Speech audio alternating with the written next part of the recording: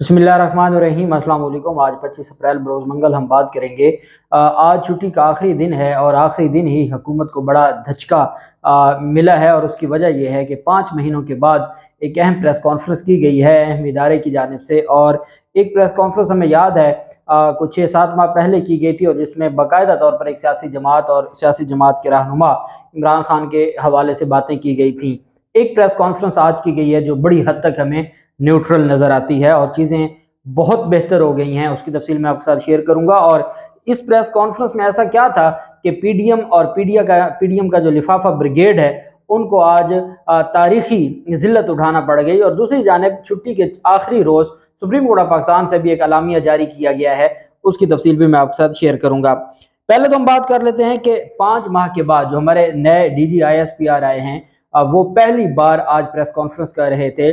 और 5 माह के बाद ISPR की जानिब से कोई प्रेस कॉन्फ्रेंस की गई है और उसका मकसद, चूँकि मैंने आपको बताया था कि हमारे आर्मी चीफ चाइना गए हुए हैं 4 दिन के दौरे पर, वो चाइना में हैं और उनका चाइना में होना और पीछे से प्रेस कॉन्फ्रेंस होना और वो भी उन दिनों में जब पाकिस्तान की तारीख के अहम तरीन 4 दिन शुरू हो गए हैं। और इन 4 दिनों में पाकिस्तान का बहुत बड़ा फैसला होने जा रहा है इलेक्शन का, और इलेक्शन पे पाकिस्तान का मुस्तकबिल है। और ऐसे में ISPR की जानिब से प्रेस कॉन्फ्रेंस करना और उसमें वाज़ेह तौर पर तमाम सियासी जमातों को एक नज़र से देखने का बयान देना। और ऐसे में जो पीडीएम और 8 सवालात किए गए हैं पीडीएम के सहाफ़ियों की जानिब से, और उनकी एक ही कोशिश थी कि इमरान खान के खिलाफ स्टेटमेंट दिलवाई जाए या कोई सवाल में जवाब लिया जाए, लेकिन ऐसा कुछ ना हुआ और उनकी सोचों पर पानी फिर गया और उनकी पूरी कोशिशों और काविशों पर पानी फेर दिया गया। ISPR के नए जो डीजी हैं मेजर जनरल अहमद शरीफ को 5 माह हो गए हैं ओहदा संभाले हुए, और आज पहली प्रेस कॉन्फ्रेंस थी मेजर जनरल अहमद शरीफ चौधरी की। उन्होंने कहा कि हमारे लिए तमाम सियासतदान और सियासी जमातें काबिल एहतराम हैं और अफवाज पाकिस्तान किसी खास सियासी सोच और जमात की नुमाइंदगी नहीं करती। जो हम बतौर पाकिस्तानी अपनी पाक फौज के बारे में सोचते हैं वही पाक फौज की जानिब से स्टेटमेंट दी गई। और खुशी की बात यह है कि पाक फौज ने बतौर इदारा ये प्रेस कॉन्फ्रेंस की। उनका कहना था कि आज की प्रेस कॉन्फ्रेंस में आप सबको खुश आमदीद कहते हैं, आपको ईद के फ़ौरन बाद प्रेस कॉन्फ्रेंस में आना पड़ा जिसके लिए शुक्रगुजार हैं। डीजी ISPR ने कहा आज की इस ब्रीफिंग का मकसद अफवाज पाकिस्तान की पेशा वराना सरगर्मी और हालिया दहशतगर्दी के खिलाफ किए जाने वाले वाक़यात का अहाता करना था। कमर बाजवा के हवाले से हामिद मीर ने, चूँकि बहुत सारी चीज़ें हैं शाह महमूद कुरैशी को भी पता है, इमरान खान को भी पता है, लेकिन कभी भी वो पाकिस्तान की सालमियत के हवाले से और हमारे इदारों की कारकर्दगी के हवाले से इमरान खान ने कभी बात नहीं की। कभी शाह महमूद कुरैशी ने ऐसे वाक़यात पर बात नहीं की, कभी पाकिस्तान तहरीक इंसाफ की क़यादत ने नहीं की। अगर उनका मैक्सिमम जो इख्तलाफ बनता है वो कमर बाजवा की पॉलिसीज़ की हद तक बनता है या कुछ फौज में जो अफसरान हैं उनके हवाले से वो बात करते हैं, लेकिन पाक फौज बतौर इदारा उनकी पॉलिसीज़ और फिर दुश्मन के खिलाफ जो उनकी हिकमत अमली या पॉलिसी है, कभी इमरान खान ने किसी जलसे में कोई स्टेटमेंट नहीं दी। जिस तरीके से अयाज सादिक ने स्टेटमेंट दी थी ऐवान में खड़े होकर, पाकिस्तान तहरीक इंसाफ के कभी किसी रहनुमा ने ऐसी कोई स्टेटमेंट नहीं दी, पाकिस्तान तहरीक इंसाफ के कभी किसी कारकुन ने ऐसी बात नहीं की।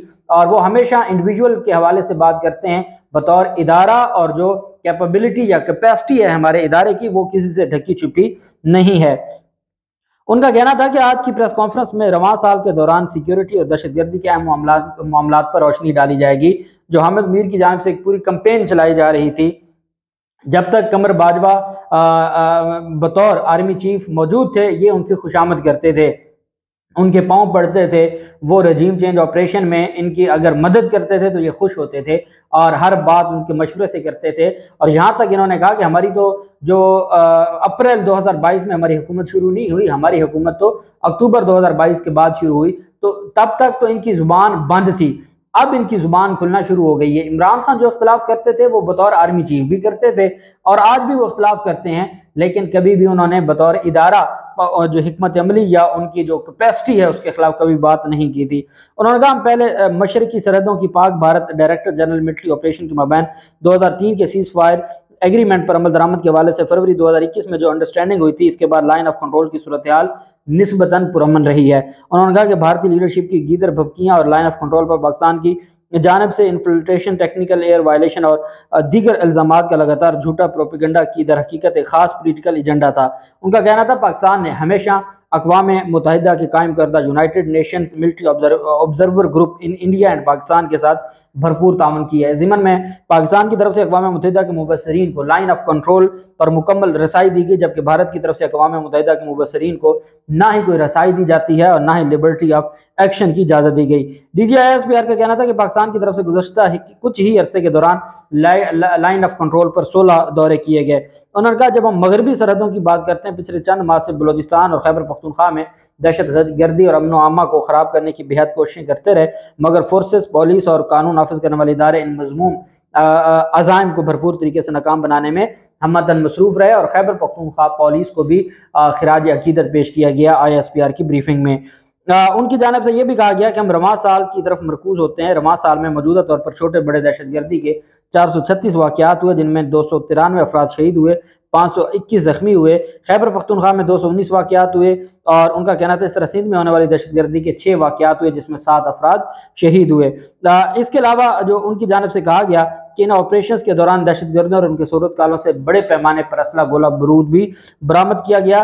पुलिस लाइन्स, मस्जिद पेशावर के मासूम और निहत्ते शहरियों की नमाज के दौरान और कराची में कराची पुलिस ऑफिस पर हमला दहशत गर्दों के नापाक इरादों की अक्कासी करता है। और उनकी जानिब से कहा गया कि 30 जनवरी 2023 को पेशावर पुलिस लाइन्स पर होने वाले खुदकुश हमले की बात करें तो ये खुदकुश हमला कलदम TTP क़यादत के अहकामात के बाद जमातुल अहरार के रुकन ने किया। चेहरे की शनाख्त और CCTV से मिलने वाली तस्वीर से ये बात वाज़े हुई कि खुदकुश हमलावर अफगानी था।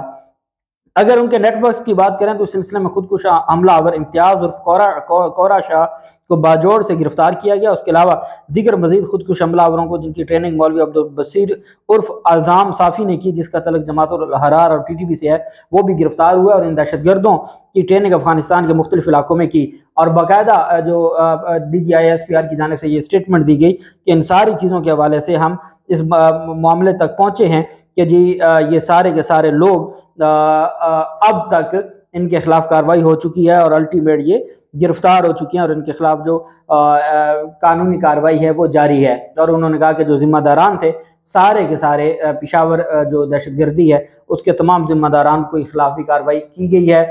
जब उनसे बार बार सवाल, एक तो सोशल मीडिया पर जो बार बार ये सवाल पूछा जाता था, जो कहते हैं जो मीडिया के लोग, सोशल मीडिया की अहमियत नहीं है, 8 से 10 सवालात तो सिर्फ सोशल मीडिया से रिलेटेड पूछे गए और उनकी जानिब से कहा गया कि तमाम सियासी शख्सियात, पाक फौज के नज़र में तमाम सियासी शख्सियात और सियासी जमातें काबिल एहतराम हैं। आर्मी चीफ वाज़े कर चुके हैं कि पाकिस्तान की अवाम ही असल ताकत है और पाक फौज एक कौमी फौज है। पाक फौज में तमाम मज़ाहिब, मसालिक, इलाकों और नस्लों की नुमाइंदगी है। और उनका कहना था कि पाक फौज और हुकूमत के दरमियान आइनी तल्लुक है। किसी भी मुल्क में फौज की जानिब से किसी एक सियासी या मजहबी गिरोह के खिलाफ कार्रवाई का नतीजा इंतशार ही निकलता है। बहुत बड़ी बात की DGISPR ने। उन्होंने कहा किसी भी मुल्क में फौज की जानिब से किसी एक सियासी या मजहबी गिरोह के खिलाफ कार्रवाई का नतीजा इंतशार ही निकलता है।